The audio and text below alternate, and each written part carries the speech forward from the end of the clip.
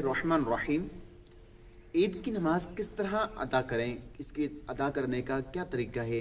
देखिए, अक्सर अवाम ईद उल फितर या ईद उल अज़हा दोनों में से कोई सी भी नमाज हो, उसको जब अदा करती है तो गलतियां करती है। अब इसका जो तरीका है वो ये है कि आप पहले इस तरह नियत करेंगे कि 2 रकात नमाज ईद उल फितर या ईद उल अज़हा, आप ईद उल फितर अदा कर रहे हैं या ईद उल अज़हा अदा कर रहे हैं, तो आप कहेंगे 2 रकात नमाज ईद उल फितर 6 ज़ायद तकबीरों के।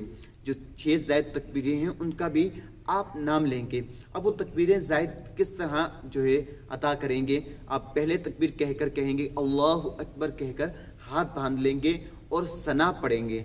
फिर इमाम अल्लाहु अकबर कहेगा, कानों तक हाथ लेकर जाएंगे और जो है हाथों को लटका देंगे।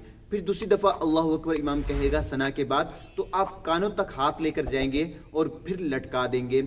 अब जब तीसरी मर्तबा इमाम अल्लाहु अकबर कहेगा तो आप कानों तक हाथ लेकर जाएंगे और हस्बे मामूल नाफ के नीचे आप हाथों को बांध लेंगे और फिर इमाम उसमें सूरह फातिहा की तिलावत करेगा और कोई सूरत मिलाएगा और फिर उसके बाद रुकू सजदा वगैरह होकर आप जब दूसरी रकात के लिए खड़े होंगे तो उसमें पहले इमाम जो है तिलावत करेगा, सूरह फातिहा की तिलावत करेगा और कोई और सूरत मिलाएगा और उसके बाद इमाम तकबीर कहेगा, अल्लाहु अकबर कहेगा, तो आपने हाथ उठाना है पहली दफा और लटका देना है। फिर दूसरी दफा तकबीर कहेगा तो उसमें भी आपने हाथ उठाना है कानों तक और फिर लटका देने हैं। जब तीसरी दफा कहेगा उसमें भी हाथ उठाना है और लटका देने हैं। जब चौथी दफा इमाम अल्लाहु अकबर कहेगा तो हाथों को उठाए बगैर, हाथों को चौथी तकबीर में उठाए बगैर आपने रुकू में चले जाना है और उसके बाद हस्बे मामूल जैसे रुकू किया जाता है, सजदे किए जाते हैं और आखिर में तशहुद